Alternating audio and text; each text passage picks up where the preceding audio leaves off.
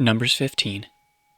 The Lord said to Moses, "Speak to the Israelites and say to them, after you enter the land I am giving you as a home, and you present to the Lord food offerings from the herd or the flock, as an aroma pleasing to the Lord, whether burnt offerings or sacrifices, for special vows or freewill offerings or festival offerings, then the person who brings an offering shall present to the Lord a grain offering of 1/10 of an ephah of the finest flour mixed with 1/4 of a hin of olive oil. With each lamb for the burnt offering or the sacrifice, prepare 1/4 of a hin of wine as a drink offering. With a ram, prepare a grain offering of 2/10 of an ephah of the finest flour mixed with 1/3 of a hin of olive oil and 1/3 of a hin of wine as a drink offering. Offer it as an aroma pleasing to the Lord.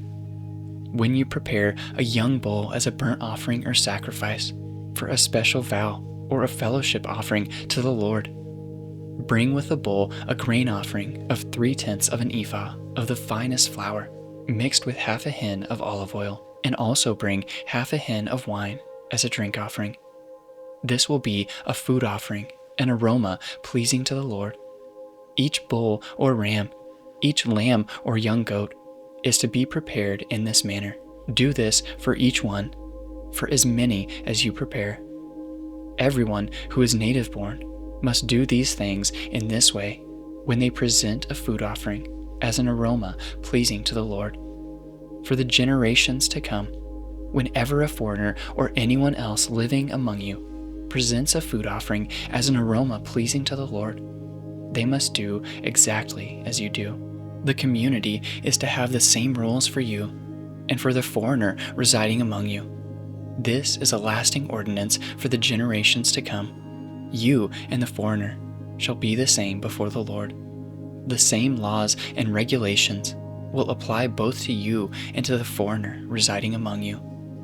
The Lord said to Moses, "Speak to the Israelites and say to them, when you enter the land to which I am taking you, and you eat the food of the land, present a portion as an offering to the Lord. Present a loaf from the first of your ground meal, and present it as an offering from the threshing floor. Throughout the generations to come, you are to give this offering to the Lord from the first of your ground meal. Now if you, as a community, unintentionally fail to keep any of these commands the Lord gave Moses, any of the Lord's commands to you through him, from the day the Lord gave them and continued through the generations to come, and if this is done unintentionally, without the community being aware of it, then the whole community is to offer a young bull for a burnt offering as an aroma pleasing to the Lord, along with its prescribed grain offering and drink offering, and a male goat for a sin offering. The priest is to make atonement for the whole Israelite community, and they will be forgiven. For it was not intentional, and they have presented to the Lord for their wrong a food offering and a sin offering. The whole Israelite community and the foreigners residing among them will be forgiven, because all the people were involved in the unintentional wrong. But if just one person sins unintentionally, that person must bring a year-old female goat for a sin offering.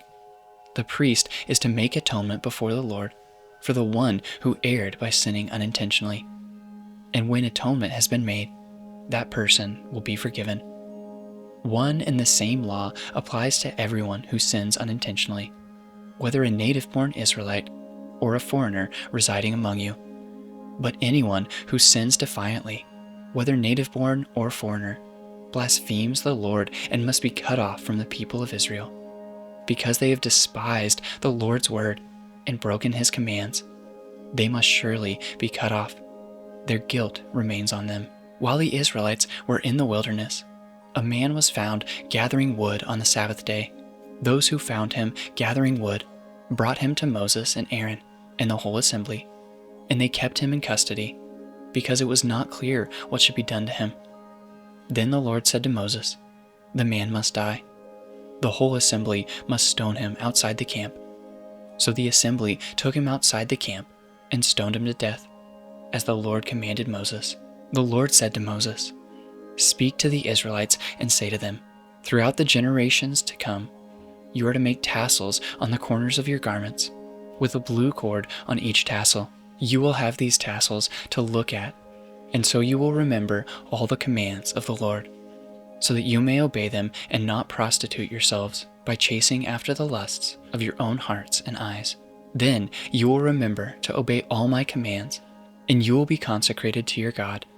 I am the Lord your God, who brought you out of Egypt to be your God. I am the Lord your God.